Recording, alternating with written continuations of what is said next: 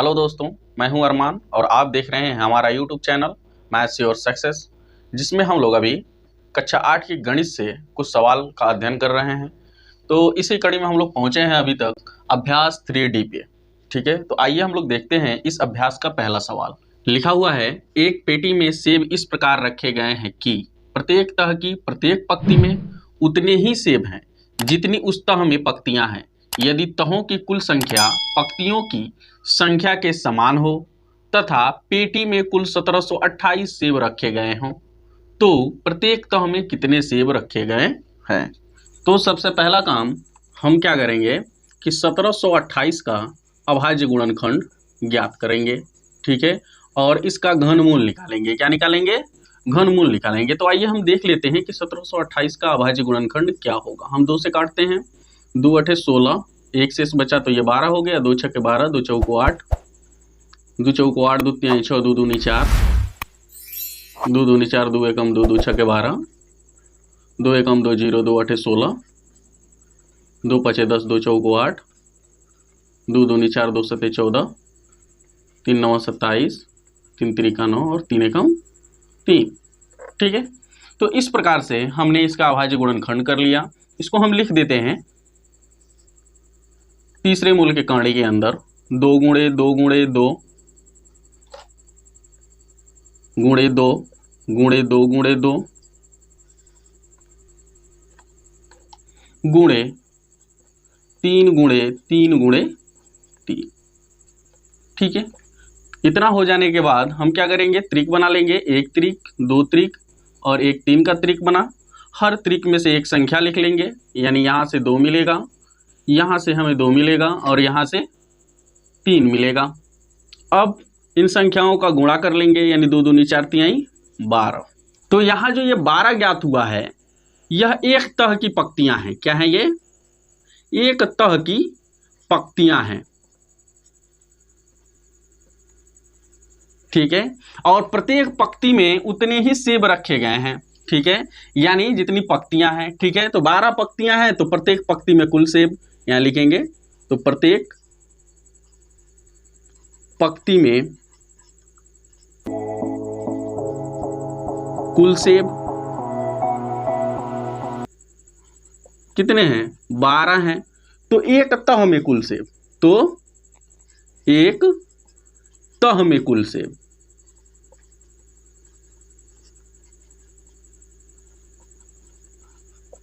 ठीक है, यानी एक तह में 12 पंक्तियां हैं और प्रत्येक पंक्ति में 12 सेब हैं। ठीक है, यानी 12 गुणे 12 यानी 144 सेब होंगे। ठीक है, एक तह में। अब चलिए हम लोग देख लेते हैं सवाल नंबर 2। लिखा है, एक पेटी में 216 आम घन के रूप में सजाकर रखे गए हैं। ज्ञात कीजिए कि पेटी में आम की कितनी तहें हैं। ठीक है, अब ये देखिएगा, सीधी सी बात है कि इसको घन के रूप में सजा कर रखा गया है। जाहिर सी बात है, एक भुजा पूछ रहा है। अब हम यहाँ क्या करते हैं कि 216 का घनमूल ज्ञात कर लेते हैं। तो जो इसका घनमूल होगा वही तहों की संख्या होगी। तो लिखेंगे यहाँ पे कुल तहें। ठीक है, तो हम निकाल लेते हैं। सबसे पहले इसका गुणनखंड करेंगे, यानी 2 गुणे 2 गुणे 2 गुणे 3 गुणे 3 गुणे 3। अब इसका त्रिक बना लेते हैं। एक त्रिक यहाँ बना, एक त्रिक यहाँ बना। हर त्रिक में से एक संख्या लिख लेंगे, यानी 2 यहाँ से मिलेगा, 3 यहाँ से मिलेगा, यानी 2 तिहाई 6 तहें बनेंगी। आइए हम लोग देखते हैं सवाल नंबर 3। लिखा है, एक संदूक में चाक के डिब्बे घन के रूप में रखे गए हैं। देखिए, किसके रूप में रखे गए हैं? घन के रूप में रखे गए हैं। यदि कुल डिब्बों की संख्या 2744 हो तो संदूक में एक तह में चाक के कितने डिब्बे हैं। तो सबसे पहला काम जो हम करेंगे वह 2744 का अभाज्य गुणनखंड विधि से घनमूल ज्ञात कर लेंगे। तो आइए हम पहले इसका गुणनखंड करते हैं। 2 से 2 एकम 2, 2 तिहाई 6, 1 से बचा 14 हुआ तो 2 सते 14, 2 दूनी 4, फिर 2 से 2 छक्के 12, 1 से बचा तो 17 हुआ, 2 अठे 16, 2 छक्के 12, फिर 2 से 2 तिहाई 6, 2 चौको 8, फिर 2 तिहाई 6, फिर सीधे ये 7 से कटेगा, 7 चौको 28, 7 नवा 63, 7 49, फिर 7 एकम 7। इस प्रकार से इसका ये अभाज्य गुणनखंड हो गया। तो इन गुणनखंडों को लिख लीजिए तीसरे मूल के कड़ी के अंदर। 2 गुणे 2 गुणे 2 गुणे 7 गुणे 7 गुणे 7 त्रिक बना लीजिए। समान संख्याओं के त्रिक बन गए, हर त्रिक में से एक संख्या लिख लीजिए। अब ये हो गया 2 सते 14। यह जो 14 आपने ज्ञात किया है, यह ज्ञात किया है जो घन के रूप में वह चौक रखा गया है, उसमें ये क्या है, पंक्तियां हैं यानी लाइनें हैं। क्या हैं, लाइनें या पंक्तियां। ठीक है, और प्रत्येक पंक्ति में कितने चौक रखे गए हैं, चौक के डिब्बे रखे गए हैं। जितनी पंक्तियां हैं उतने ही रखे गए, यानी 14 रखे गए हैं। ठीक है, यानी अब ये हमारा होता है प्रत्येक पंक्ति में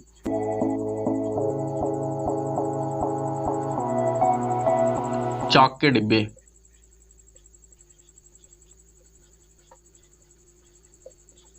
बराबर कितने, 14। ठीक है, तो तहों में चाकों की कुल संख्या या डब्बों की कुल संख्या। ठीक है, तो एक तह में या प्रत्येक तह में लिख लीजिए, एक तह में डिब्बों की कुल संख्या।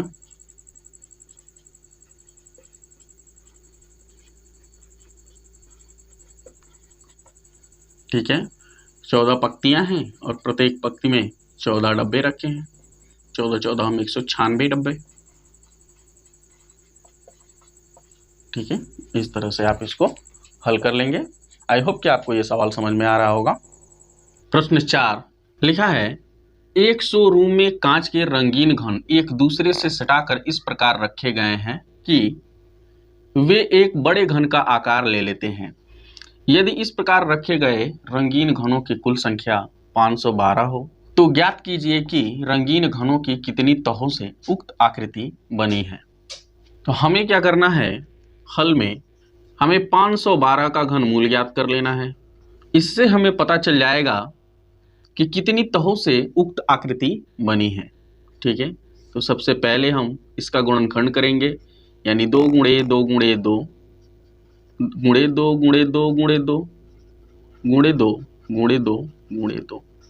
ठीक है, अब हम त्रिक बना लेंगे, एक त्रिक यहाँ, 2 त्रिक और 3 त्रिक बना, हर त्रिक में से एक संख्या लिख लिए। अब हमें मिलेगा 2 दूनी 4 दूनी 8। अब आइए हम लोग देख लेते हैं सवाल नंबर 5। देखिए यहाँ पर लिखा है कि प्रधानमंत्री के राष्ट्रीय राहत कोष के लिए एक विद्यालय की एक कक्षा का प्रत्येक विद्यार्थी उस कक्षा के विद्यार्थियों की संख्या के घन के बराबर रुपए चंदा में देता है। इस प्रकार यदि कुल चंदे की धनराशि 15,625 हो तो उस कक्षा में कुल कितने विद्यार्थी हैं। आइए हम लोग इस सवाल को हल करते हैं और देखते हैं कि हमें क्या प्राप्त होता है। तो हमें यहाँ 15,625 का घनमूल ज्ञात कर लेना है। हमें पता चल जाएगा कि उस कक्षा में कुल कितने विद्यार्थी हैं। तो आइए सबसे पहले हम इसका अभाज्य गुणनखंड करते हैं, यानी 5 गुणे 5 गुणे 5 गुणे 5 गुणे 5 गुणे 5 त्रिक बना लेंगे यहाँ पर, और प्रत्येक त्रिक में से एक संख्या हम लिख लेंगे 25। यानी उस कक्षा में 25 विद्यार्थी थे। कुल विद्यार्थी कितने थे, 25।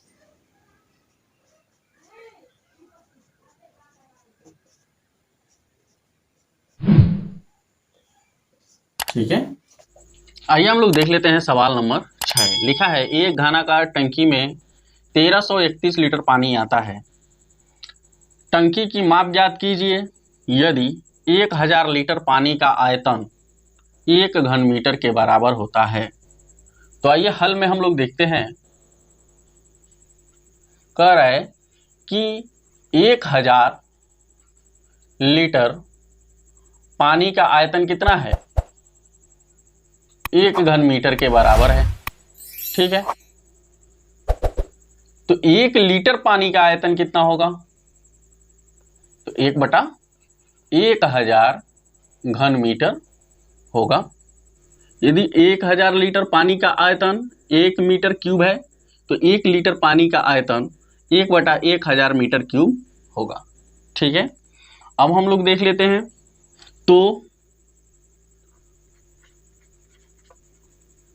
1331 लीटर पानी का आयतन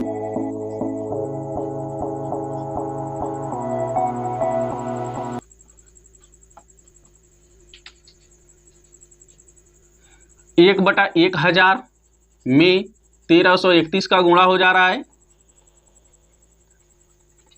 यानी ये टोटल हमको प्राप्त होगा 1331 बटा 1000 मीटर क्यूब। आयतन का फार्मूला होता है भुजा गुणे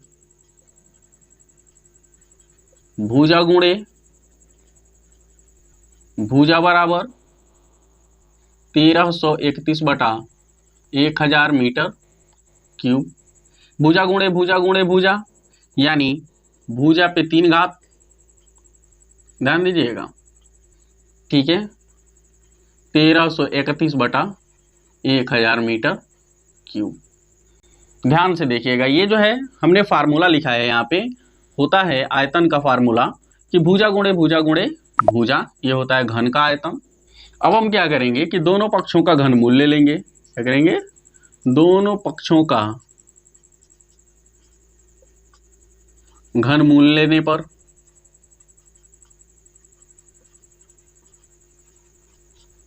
ठीक है, तो हम लेंगे यहां घनमूल, यानी भुजा पे क्यू और इसका क्यू रूट, और यहां 1331 बटा 1000 का क्यूब रूट, ठीक है। अब यहाँ पे देख लीजिए, जब इसका आप घनमूल निकालेंगे तो इसका घनमूल आपको सिर्फ मिलेगा भुजा, और यहाँ आपको मिलेगा 11 गुणे 11 यानी 1331 का गुणनखंड, और 1000 का गुणनखंड हो जाएगा 10 गुणे 10 गुणे 10। अब यहाँ भुजा बराबर हम निकालेंगे तो यहाँ 1 त्रिक बना, यानी 1 11 हो गया, और 1 त्रिक नीचे से बना तो 1 10 मिला, ठीक है। अब हम यहाँ क्या कर देंगे? भुजा निकाल लेंगे, यानी इसको दशमलव में बदल देंगे। हर में 1 के बाद 1 0 है, ठीक है, तो हम अंश में दाहिने से 1 अंक छोड़ के 1 दशमलव लगा देंगे हम यहाँ, ठीक है। तो हमारा ये हो जाएगा मीटर, यानी भुजा हुआ हमारा 1.1 मीटर।